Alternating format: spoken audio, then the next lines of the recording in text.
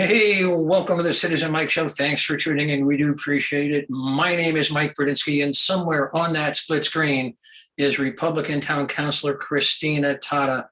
Christina, thanks for coming back on the Citizen Mike Show. Thank you. Thanks for having me again. Yeah, it's always fun, but I don't think it was fun at the last council meeting, March 22nd, Tuesday night. On the agenda was the reappointment to the Zoning Board of Appeals of Ray Rice. Kind of a tense meeting, again. You didn't say anything. You often do, but you chose not to that meeting. What's going on? I chose not to at this meeting when it was about Mr. Rise, and also at the last meeting when it was about Mr. Stork, because, and I did speak at the one with Mr. Makepeace. So I spoke at the first one, and then I chose not to speak at the next two because I just think this entire way we're headed is just, I'm uncomfortable with speaking about people's character, people's reputations very publicly like that. A lot of it is he said, she said, and I'm just not really comfortable speaking about people. So I kind of just decided maybe I'll not comment. I'll just let my opinion be heard with my vote. And hopefully that's, that was the right way to go. Well, that doesn't work on this show. I mean, it's an opinion show. So we're gonna break some arms and pull some teeth and things like that to get you talking about the issues, I hope, but you won't be talking as much as me, I don't think, but we'll see. There was an editorial written by Jeff Kurz in the Record Journal a few days back. It's actually written before March 22nd, but it referred to what's going on with these appointments that come forward and are denied or approved, and that general issue. And Jeff Kurz seemed to look at it as part of a longer running petty disagreement. That's how he characterized it. And when I read that, I'm not sure I was comfortable with that characterization, but I wanted your thoughts. Is this just a petty disagreement that you have with the Democrats? I don't think I would call it a petty disagreement, but I do think that it's now snowballing and becoming a bigger issue. The first one that happened was, it was a mayoral appointment, Mr. Makepeace, and a Democrat, Vinny Testa, pulled that from the consent agenda. And that was big news because that typically doesn't happen. So that was the first one. Then the second one was Mr. Stork, and also a Democrat pulled it from consent. Well, actually, it was never put on consent because Jason Zandri had told Chairman Cervoni that he was going to pull it. And then the last one was also a Democrat who pulled it from consent. So I'm not quite sure if you can call it a petty disagreement if it's always the Democrats pulling the people from consent, unless the disagreement is on their side. Oh, okay. Yeah. All right.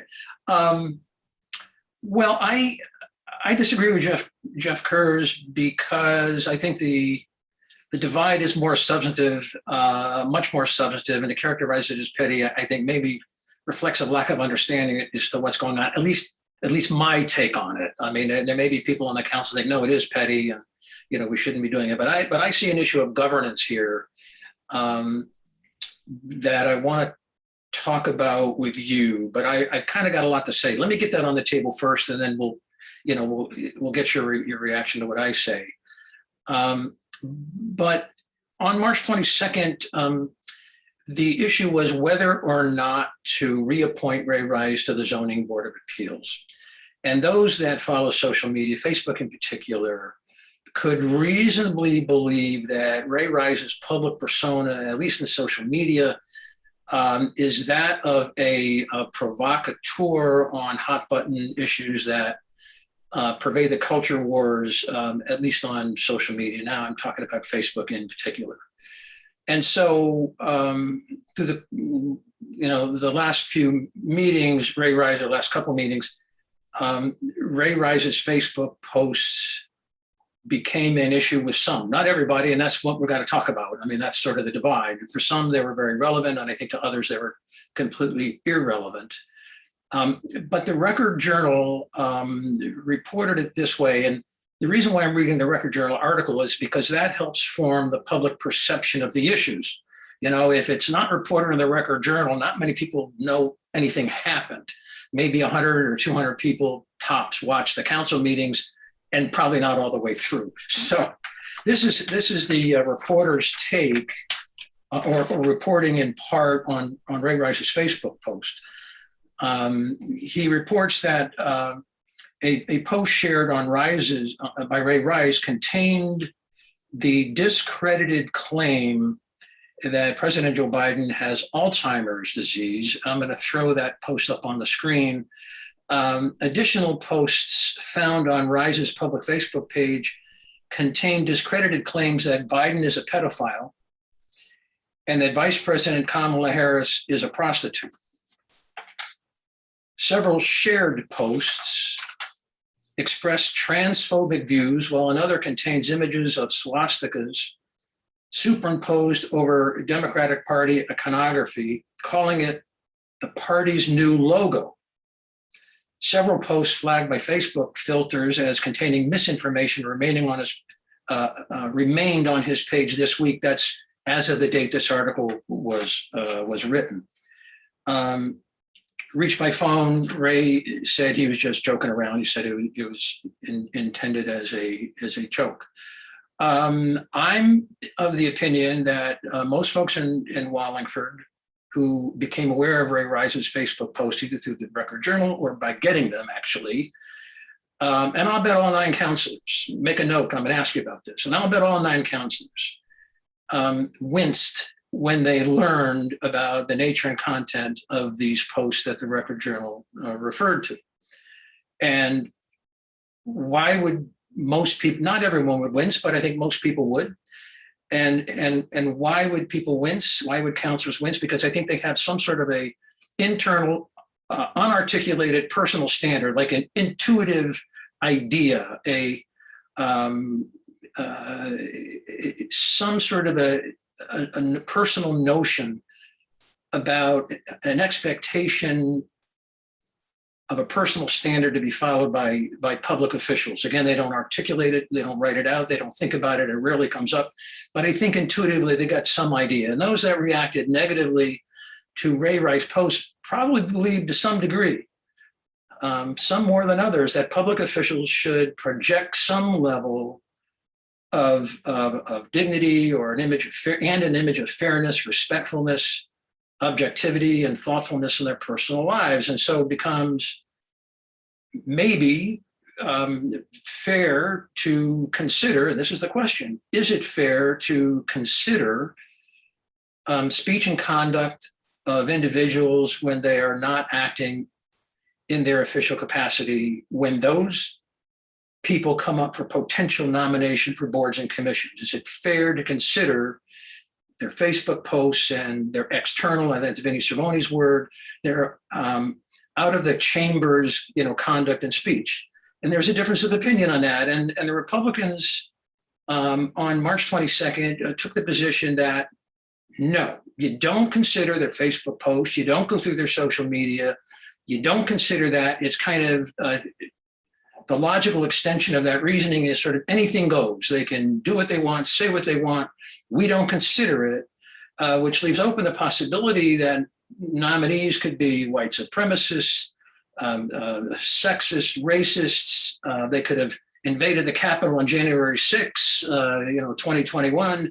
It's sort of anything goes. The Democrats, on the other hand, weren't real clear about their standard of behavior they had in mind, but they clearly had some line in mind, some standard of behavior in mind that, if crossed, would mean they would vote against a candidate. So I guess it comes to, why is a perception of fairness, respectfulness, all those things that I mentioned, why is it important? At least I think it is.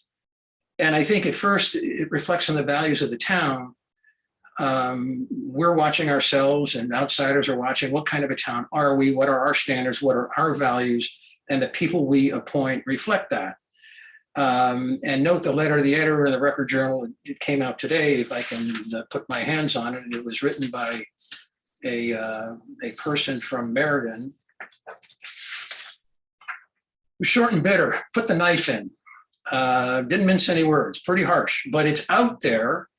And this kind of a pushback, this kind of objection to the Ray Rice appointment would be very expected, I would think.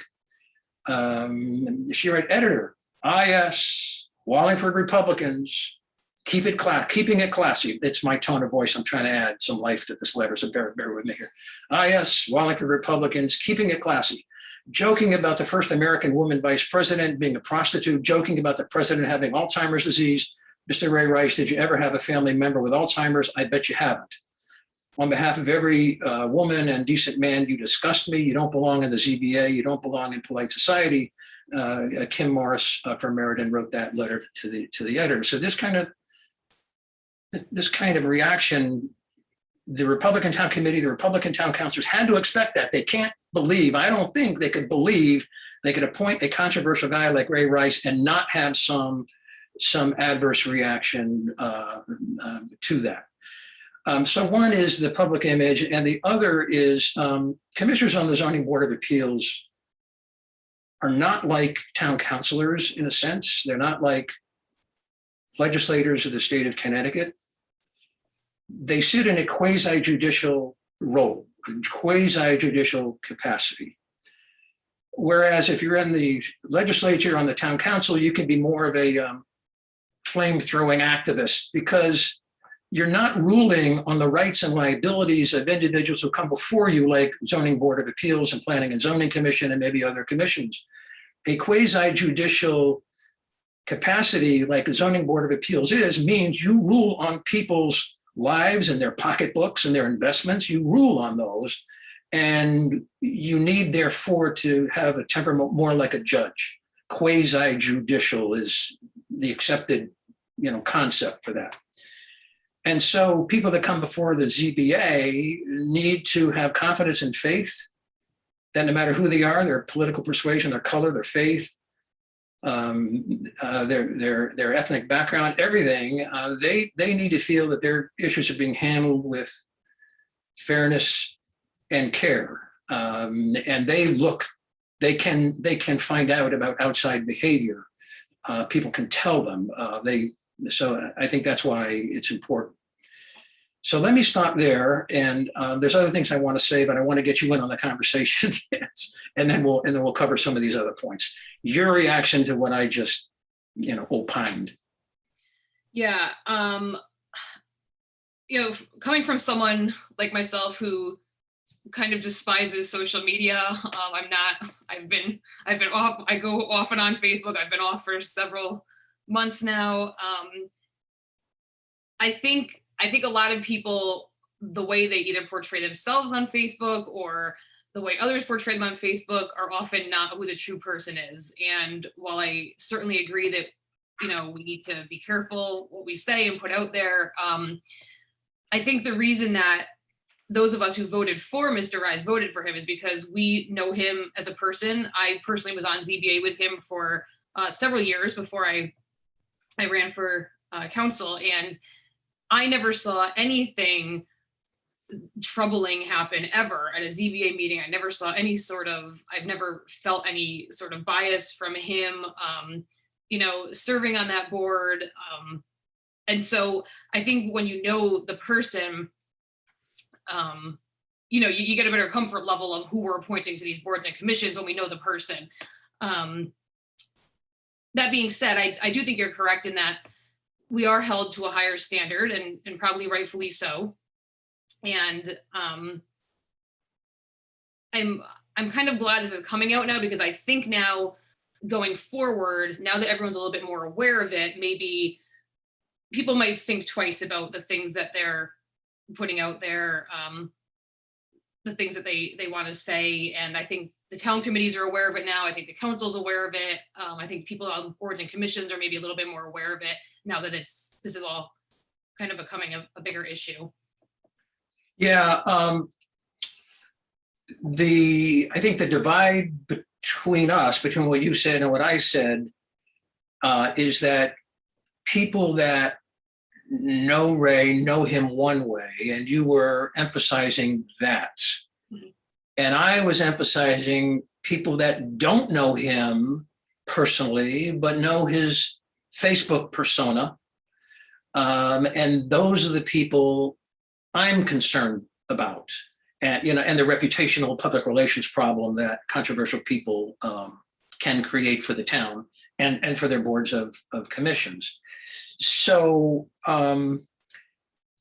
I guess it's a very vague question I'm going to ask you, but those are the hardest ones. You're looking at him personally, how you know him personally, and I'm more concerned about the other angle. Is there common ground? Is there a way of solving this rather than have Jeffrey Kerr saying, "Oh, those are petty disagreements"?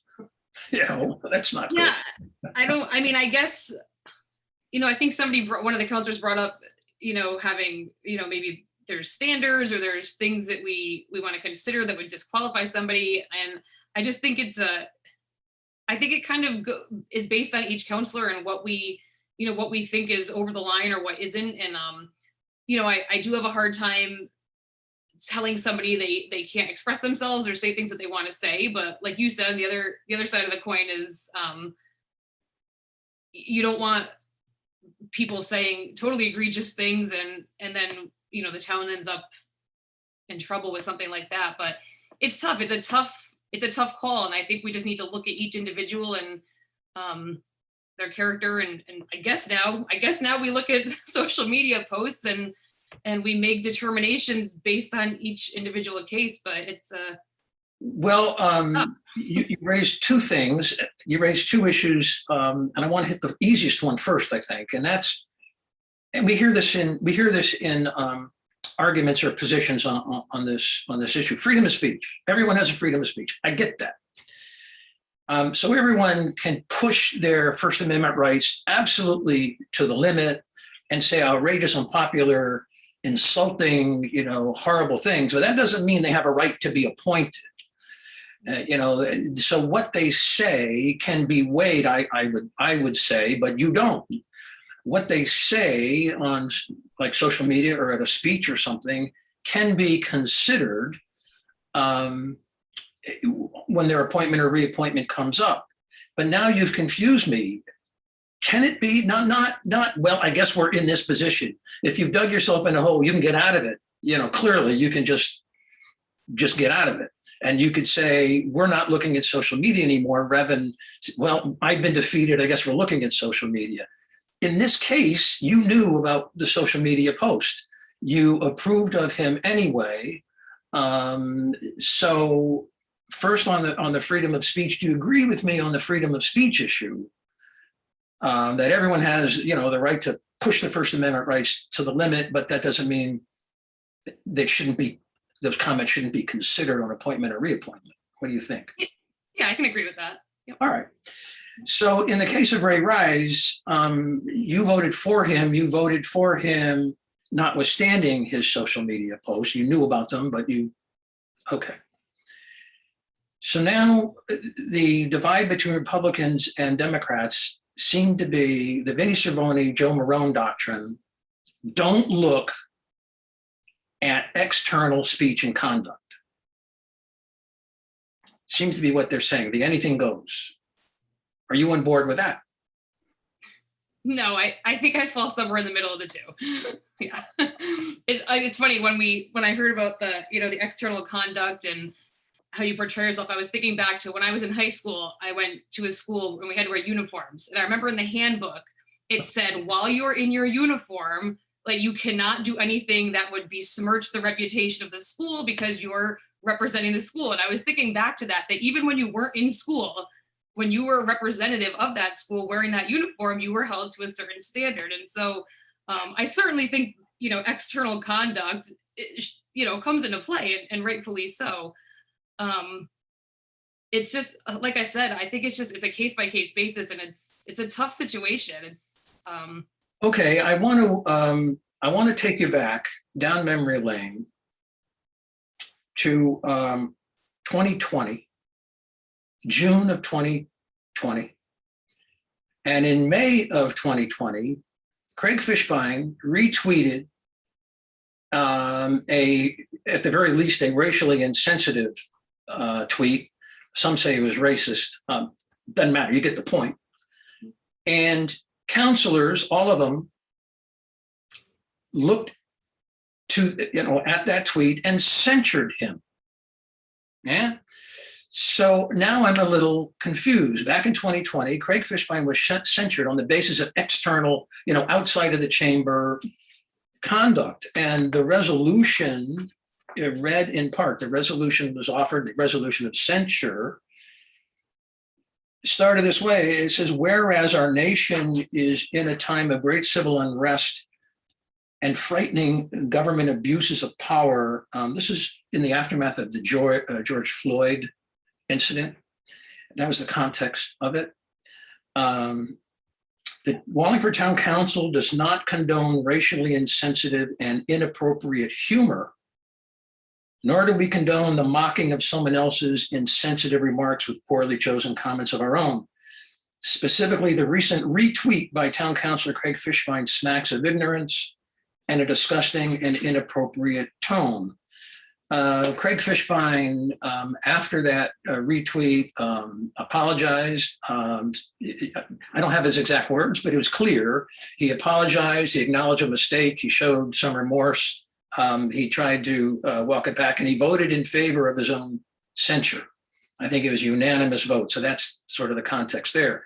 But what I find confusing and remarkable, in 2022, a couple of the Republican town councilors say, don't look at outside tweets, yet in 2020, they based a censure on an outside tweet. And that curious to you, or no, just let it go, Mike, just move on. Because I can, I don't know. Oh, no, it's certainly valid. I think maybe a difference here. So the council, which Craig was a part of, Councilor Fishbein was a part of, was who censured him. So, I mean, I guess if the ZBA were to decide to do that, that would be their prerogative. Well, I'm raising it not because of the censure. I'm raising it for, do you or do you not look at outside tweets, outside social media, outside conduct? And you have the Marone-Cervoni doctrine saying no.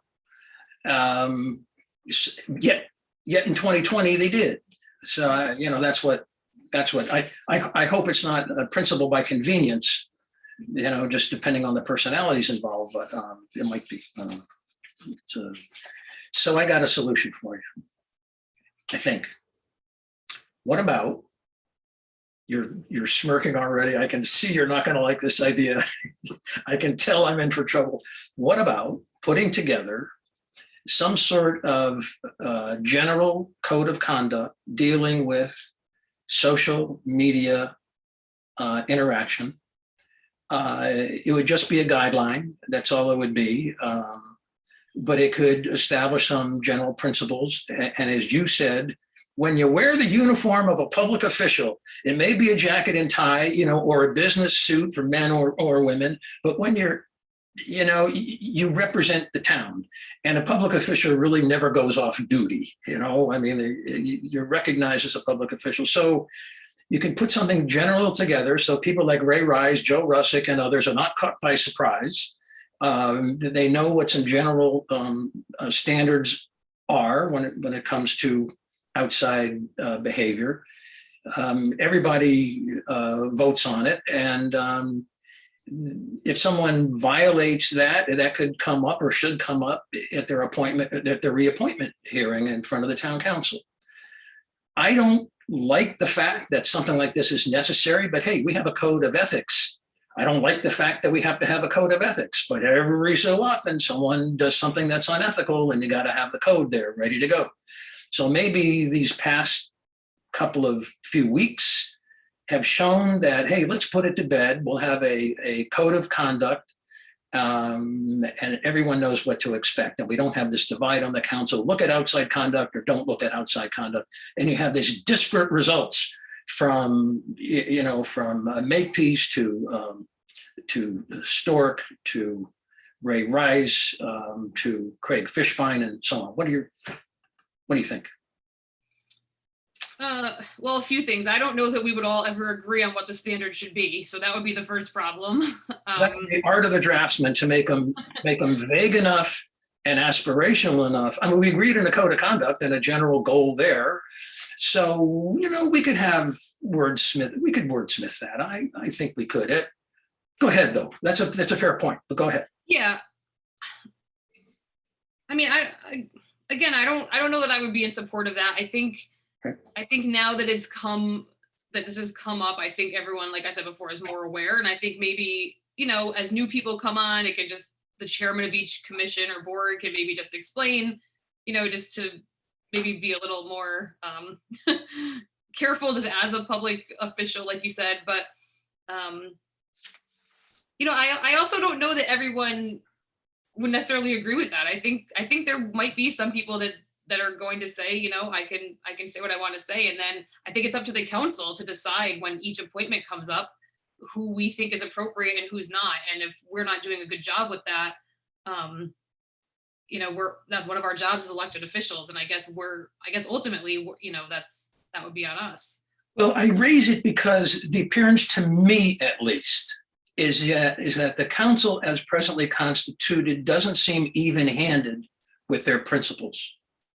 I get the 2020 experience with Craig Fishbein, and I get the 2022 experience with Ray Rice. In one case, Craig Fishbein was censured. I mean, that's extreme. That's an extreme punishment. On the other hand, Ray Rice was approved by a lopsided 5-3 vote. And one could argue what Craig did wasn't as egregious as what Ray Rice did. So it's the disparate treatment. I say, how can we solve this? And maybe one way of doing it is a written, simple, vague code of conduct that addresses social media. It'd be vague enough so everyone can agree. I mean, come on, is it really is it really that controversial to say that a public official should be mindful of their public office and conduct themselves in a way that doesn't bring disrespect on the town or the boards or the commissions, and they should show, respect for the public in general and, in their dealings? I mean, is that so tough? Maybe it is. I mean, apparently it is. You get pushback. No, I want to offend people whenever I have a right to offend people, and I'm going to take advantage of that. Is that where the council is? I don't think so. I mean, should I move on? Just tell me to move on. I'll move on. So I just want to read you one more thing. And this is in support of my wild and crazy theory of a written policy. Town of Dennis in Cape Cod,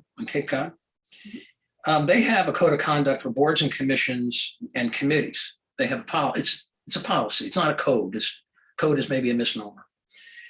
And they started out this way. They say the intent of this policy is to establish clear guidelines to serve as a standard for achieving and maintaining a high level of public confidence, trust, and professional respect with regards to how the town and its officials conduct business. The policy is intended to define and create a centralized policy, so on and so forth. I'm taking now bits and pieces of it. Code of conduct. It says, these obligations and commitments shall be assumed by all members of boards, committees, and commissions. Second talking point, remember, you represent the town of Dennis at all times. Like the fifth or sixth point, demonstrate respect for the public you serve. Further down, conduct yourself as to maintain public confidence in our local government. Skipping, conduct on social media. They got a section on that. Board and committee members using social media platforms, including but not limited to Facebook, Twitter, Instagram, YouTube, are reminded that their online persona reflects their character. It's not me, town of Dennis. They agree on that. Probably a Republican town, I would think. Sounds like a Republican town. I don't know. Democrats would never say that. Anyway, I just bring that up. It is possible, maybe unpopular, may not pass Wallingford, but it is possible. You want to talk about ARPA? Yeah, sure. My favorite topic. Yeah, no, it's a gift that keeps on giving. We got 13 million either on hand and the balance is on the way. You guys talked about it on Tuesday, March 22nd. Hey, I understand you were frustrated at that meeting. Yeah, any truth to that? I was. I feel like I lost my composure a little bit there, but I was very frustrated with, a few things. And we'll probably touch on all these, but in general, I've really been spending hours upon hours on ARPA, trying to understand it, reading all the documents, reading the Treasury's rules, researching, what businesses in town have received and other funding. I'm trying to talk to people to get ideas of what to do. And it kind of became evident to me last night that a lot of the things I've been saying in the subcommittee meeting either haven't been being listened to or haven't been being taken to heart. One of those things, I've asked the comptroller several times for our revenue loss, which I think we'll get into. I still haven't been given that number. And this goes back probably over a month, the first time I asked. And then when this item came up, the comptroller had to leave the meeting as soon as it came up. So I was planning on asking again, and then the comptroller had to leave to go somewhere. So all of these things kind of came to the surface during the meeting. And let me interrupt you for a minute, because this is, I think, a real tell. So you asked for a revenue loss, and you asked for a calculation, a number. What was our revenue loss as a result of the pandemic? And that is significant. Why? Why do you care? Why should anyone care? What's the point? Yeah, the town needs to decide by April 30th. So it's a hard deadline. And once you decide, you cannot go back or edit it. They need to decide whether you're going to use your revenue loss, which is a mathematical calculation, or you're going to take a standard allowance of $10 million. And we can get into what each of those means, but that needs to be decided. But why? I mean, what's the advantage of 2 million versus 10 million? Why should we care whether it's 2 or 10? Yep. So based on the United States Treasury's final rule, if you basically the revenue loss calculation, whether you use the standard allowance or the actual revenue loss calculation, that money is able to be spent in a pretty wide array of options. There's very few limitations to it. So you need to know, because if you don't use that calculation, or I'm sorry, if you use your actual calculation and it's far below the 10 million, then there's less money that can be used on this wide array of services. So again, I'm going to put this in my own words, the way I understand you and the way I understand the rules.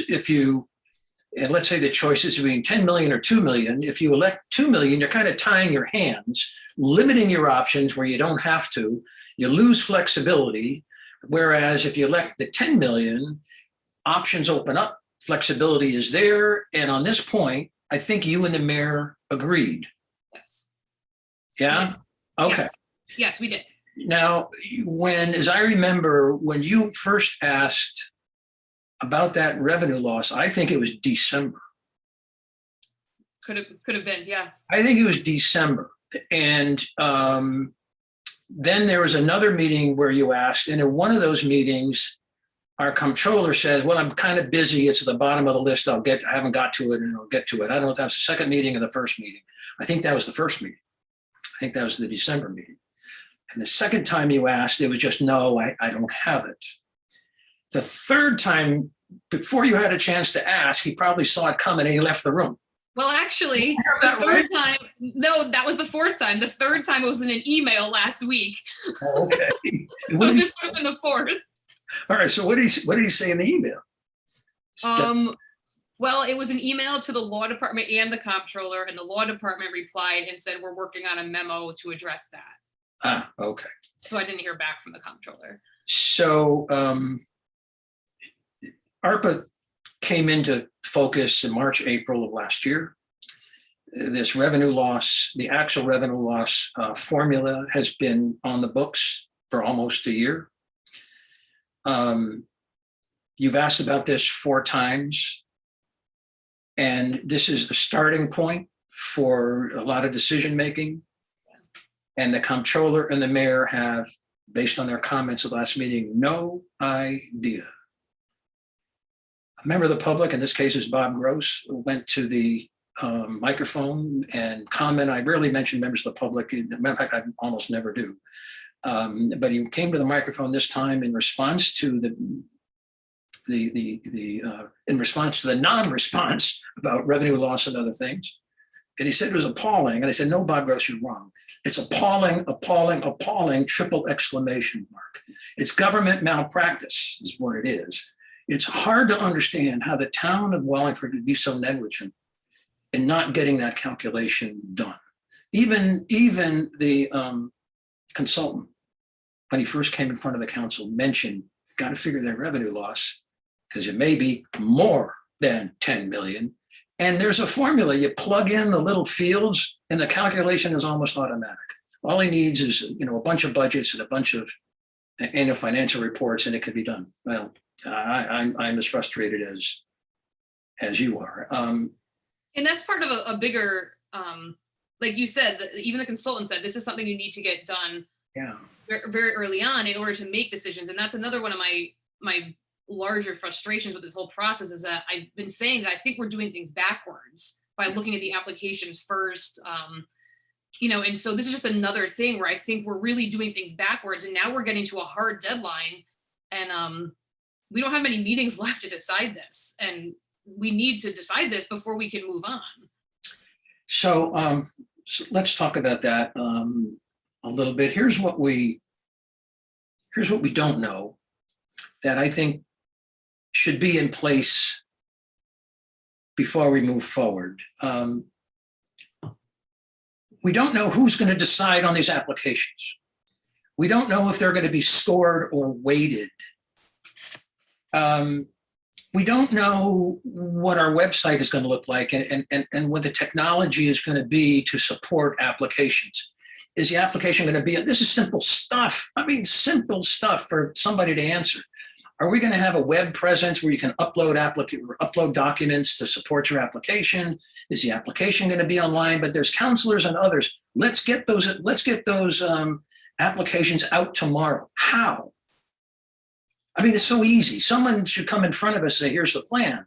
And then if it's thought out like thousands of other towns have, you probably say, yeah, okay, that works. I mean, we're not the first to face this. So we don't have that. We don't have any information about, will there be some sort of an explanation to the public about ARPA that goes along with a memo, goes on our website? What about those people that, don't follow the town website? What's the outreach look like to them? Someone should describe that before we talk about applications and everything else. Vinnie Testa and others says those applications should be out yesterday. We're not ready for it. I agree with you completely. We're absolutely not ready for it. Could be in a week if, the mayor, the consultant, get their heads together, put a rational program together. It could be tweaked by the council or something. I'm sure he'd listen. But and then finally, and I'm going to finish my rant. They're still struggling. The administration is still struggling with what are the possible uses for this revenue loss. The law department said, well, we're writing to the Treasury Department a year after the fact. This came out in March or April last year. And where's the consultant? I thought that's why we had a consultant. What's going on? Well, yeah, and that is why I made a motion at the end of the meeting that we have the consultant at our next meeting, because I think so much of what we've been talking about when we're kind of going in circles could be answered very quickly and very easily by the consultant. I see what he's doing in towns nearby. I see, he's doing this, and most towns are much farther along than we are with this consultant. So I think we could ask him 30 questions in a 1-hour meeting and get everything answered. So I'm hoping that's what happens at our next meeting, but we'll see. Me too. I guess there's another ARPA subcommittee meeting coming up on Tuesday. They're going to have a proposed final draft of what these applications to look like. And I guess after that's approved, that certainly will be by the subcommittee, might be a divided vote. Somehow it gets distributed to the community somehow. And then they start coming in and no one knows who's going to weight them, score them, decide them. No one knows any of that, but they'll be there on the table all stacked up. And anyway, let me give you a rather serious critique of the last form that I'm aware of these applications first. Those who watch the council meetings and other meetings are aware of the pitch for money for the business community. And it seems that when this comes up, a small business owner steps forward and with a lot of earnestness and sincerity describes the struggles that business had through COVID and how they are financially stressed, personally and in the business, because a business is really an owner. I mean, that's really what a business, there's an owner behind it. Yet, and so that's the excuse, economic development. There are a lot of struggling businesses, yet the application does not focus on those struggling businesses. It paints with a broad brush. So those businesses that were not struggling, are not struggling, don't need the money. They're just as eligible as the struggling business. That's a fatal flaw, because every dollar that goes to a well-to-do business owner or a successful business that doesn't need the money, every dollar that goes there does not go to a nonprofit or a struggling household or for a community project. This is a zero-sum game. So we have to watch very carefully how that money is spent. I got two more, but I want to get you in here with a reaction to what I just said.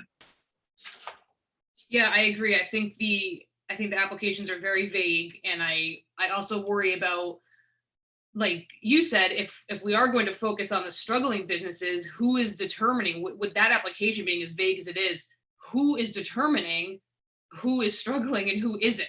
And my prediction is that if we open it up to businesses, we are going to get requests that far exceed the $13 million. And then I'm not sure who's picking and choosing or how we're going to handle that. So that's a big concern of mine also. Yeah.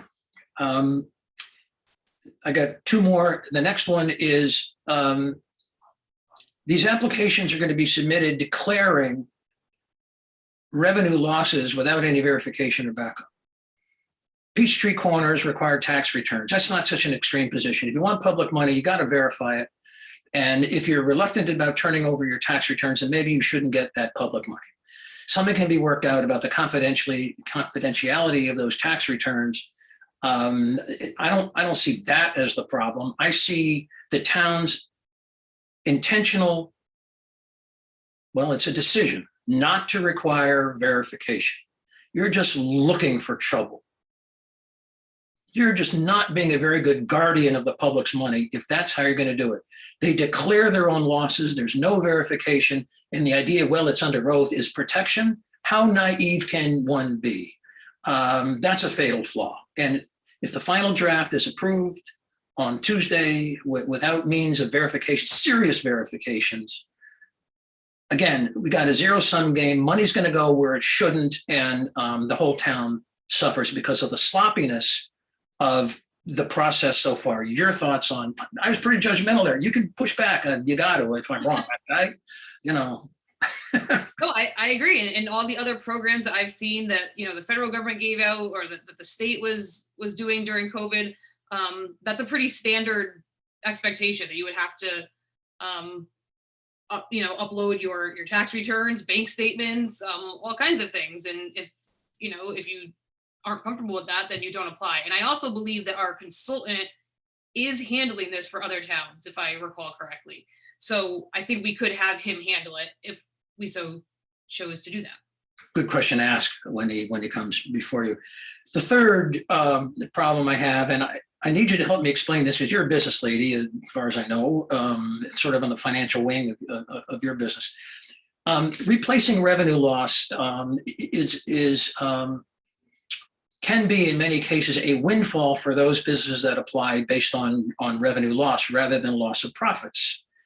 And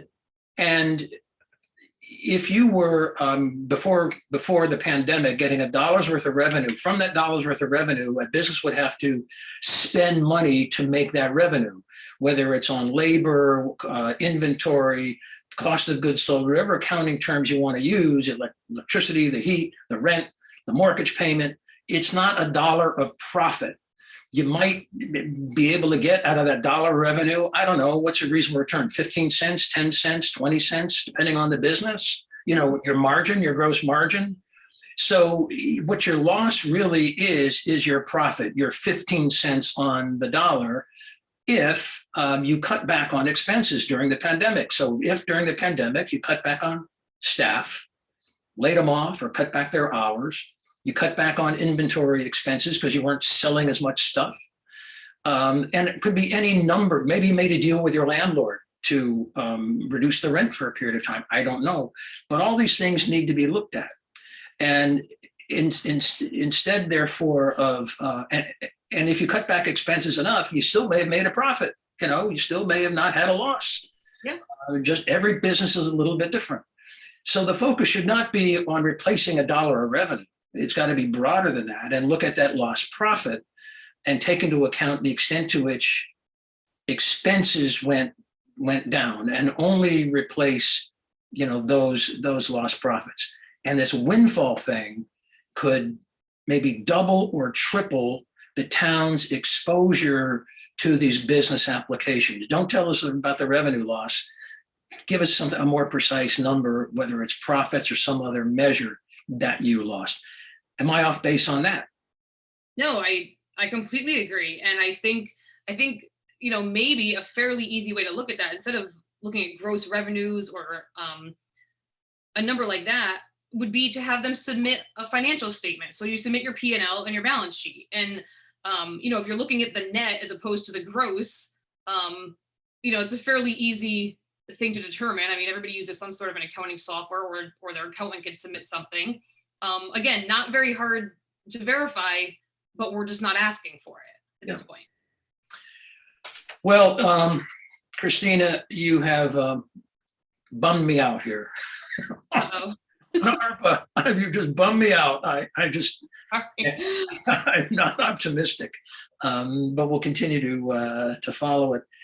Hey, let's make that the final word on the Citizen Mike Show, and we'll watch your doings in the next subcommittee meeting, ARPA subcommittee meeting of the council. Good luck on everything, and budget is coming out in next week, basically. So we'll have some comments about that. And thank you, viewers, for tuning in to the Citizen Mike Show. We do appreciate it. We can also thank WPAA, which broadcasts the Citizen Mike Show weekdays at 9 p.m. I want to thank Susan Huizenga and the crew for doing that. And Christina, thanks again. See you next time around. Good night.